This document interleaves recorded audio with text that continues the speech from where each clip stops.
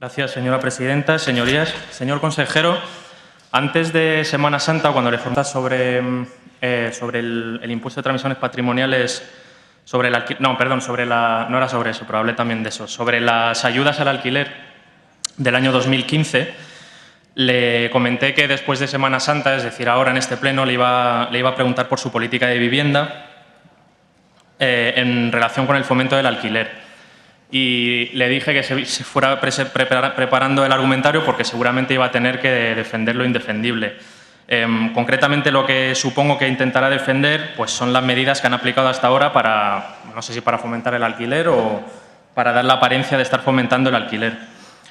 Por un lado, las ayudas al alquiler que hubo en el 2015 y que se han repetido en el 2016 en el mismo formato, que están infradotadas, con un impuesto, o sea, con un presupuesto que no da para que 2/3 de los solicitantes puedan acceder a ellas, que están muy mal gestionadas, que, por cierto, le pregunto, porque me han venido a comentar trabajadoras de lo que es la oficina de vivienda de la UBS, que se huelen un recorte de plantilla en tanto que no se va a volver a licitar el contrato de esa agencia, o sea, de esa oficina concreta. Nos preguntamos cómo va a poder usted, su consejería, la Agencia de Vivienda Social, gestionar las solicitudes que entrarán evidentemente en tromba para esas ayudas al alquiler si recorta en personal para hacerlo, ¿no? Eso se masca la tragedia una vez más. Además, como anunció la señora Cifuentes, van a volver a gravar el alquiler con el impuesto de transmisiones patrimoniales. Concretamente, van a volver a recaudar ese impuesto que tenían durmiente, ¿no? No se entiende muy bien, como ya expliqué en aquella intervención, en aquella pregunta, por qué se vuelve a gravar con ese impuesto si el beneficio que se puede sacar en términos fiscales es muy inferior al coste que provoca, que es un claro desincentivo al alquiler como forma de acceso a la vivienda. Además de eso, a pesar de todas las resoluciones judiciales y de la Cámara de Cuentas sobre la operación de la venta de 3.000 viviendas mal vendidas a fondos buitre, su Gobierno se niega a hacer lo posible para recuperarlas. De nuevo, si se niega usted a recuperar 3.000 viviendas sociales en alquiler, pues difícilmente fomenta el alquiler, ¿no? desde los poderes públicos.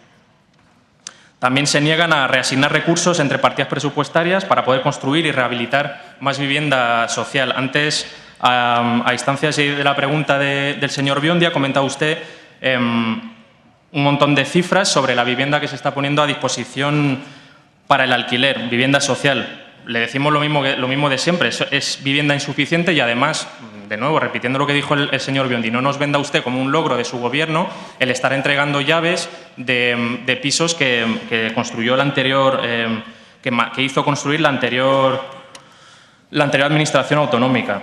Cumpla sus planes, que son como mínimo de construir otras 1.500 y haga caso a la resolución de esta Cámara por la cual se le insta a que sean 5.000 las que se construyan a lo largo de esta legislatura. Y ya por último, hay un nulo avance en conseguir que los grandes tenedores de vivienda vacía, que son sobre todo los bancos y la Sareb, saquen esa vivienda, que son centenares de miles de viviendas, en régimen de alquiler al mercado, afectando de esa manera el precio mediante la oferta. A la luz de estas medidas que se han aplicado hasta ahora, que entendemos que no son de fomento del alquiler, sino todo lo contrario, nos preguntamos si realmente hay una voluntad por parte de su Gobierno de fomentar el alquiler como forma de acceso a la vivienda, ¿no? Y si la hay, ¿qué medidas se van a tomar para ello? Esperamos que, aparte de defender lo indefendible, nos comente usted, si las hay, qué políticas tiene pensadas aplicar para fomentar el alquiler. Gracias. Señora presidenta. Señor consejero, le agradezco la lista de medidas que nos ha propuesto, que nos ha comentado, que supuestamente va a llevar a cabo, que informan su política de fomento del alquiler. Yo creo que en el fondo lo que hay es una diferencia de planteamientos respecto de qué forma de tenencia de la vivienda es mejor para asegurar el cumplimiento del derecho a la vivienda. Y creo que por ahí van los tiros, por ahí va la reflexión que habría que hacer y por ahí creo que deberían tirar sus políticas para asegurar ese cambio de paradigma y ese fomento del alquiler que permita empezar a poder satisfacer el derecho a la vivienda de todas y todos en la Comunidad de Madrid. La burbuja inmobiliaria y su estallido, sus consecuencias devastadoras sobre la economía y sobre la sociedad han demostrado el fracaso de la apuesta por la vivienda la vivienda en propiedad. Remontándonos y haciendo un poco de historia, en 1959 el ministro de Vivienda, por aquel entonces se llamaba José Luis Arrese, dijo la siguiente frase poco edificante, valga la broma: queremos un país de propietarios, no de proletarios. Esa frase poco edificante, lo cierto es que llevó a una cosa que sí ocurrió, que es que se empezó a edificar una barbaridad en este país. Se empezó a edificar muchísima vivienda y empezó a funcionar el modelo del cemento como motor de la economía. Si a eso le sumamos lo que luego produciría un proceso muy vicioso a través de la financiarización, llegamos a un punto en el que se desencadenó un ciclo en el cual la apuesta por la vivienda en propiedad, más la financiarización, más la especulación con el suelo y la vivienda, provocaron la burbuja inmobiliaria como modelo productivo, que además provocó una corrupción asociada, una crisis económica, paro, ejecuciones hipotecarias, desahucios y acaparamiento especulativo de la vivienda. Todos estos son problemas que seguimos teniendo y a los cuales las medidas que nos ha comentado no ponen coto, porque además de insuficientes y generalmente de insuficientemente dotadas y mal planteadas y mal gestionadas, no atacan el problema de raíz. Por cierto, hablando de corrupción asociada, ya que no se nos deja expresar la respuesta a lo que se nos plantea por parte de otro grupo sobre nuestra forma de financiación. Hay 3 jueces, 2 autos y una sentencia que ya han dicho que hay 20 años de financiación ilegal del PP. Hay 3 sentencias judiciales que avalan... Hay 3 sentencias judiciales que avalan la financiación de Podemos, como limpia. Nuestras cuentas se publican en un portal de transparencia, las de ustedes en sentencias judiciales. No les toleramos ni media lección, señores del PP. Su partido está imputado. Nosotros hemos venido a acabar con su corrupción. Y volviendo al asunto, porque tiene muchísimo que ver con esto. Lo que nosotros planteamos es que toca apostar por el alquiler, porque el alquiler seguro... Se me va el tiempo. Toca apostar por el alquiler seguro y asequible como vía de acceso a la vivienda. Queremos acabar con el proceso vicioso y entrar en un proceso virtuoso, por el cual, mediante el fomento del parque público de vivienda, no su venta a fondos buitre, mediante la puesta a disposición de vivienda vacía para el alquiler y la dinamización del mercado del alquiler, podamos alcanzar mayor oferta, mayor seguridad y, por tanto, precios más bajos e incentivos al alquiler, lo que a su vez redundaría en la utilización del parque inmobiliario vacío y la reducción de la especulación y ponerles a ustedes más fácil el no tener a su partido sembrado de corruptos a la luz del ladrillo y de la especulación con el suelo. Y con eso conseguiríamos en última instancia la satisfacción universal del derecho a la vivienda digna y adecuada y un uso eficiente de los recursos, que es aquello por lo que ustedes siempre claman tanto y que nos achacan que somos incapaces de hacer o que nuestros supuestos predecesores políticos históricos son incapaces de hacer con lo público, ni con lo privado, ni con nada. ¿Qué medidas habría que adoptar para producir ese cambio de paradigma? Medidas a adoptar para fomentar el alquiler. Por un lado, la dinamización del mercado del alquiler.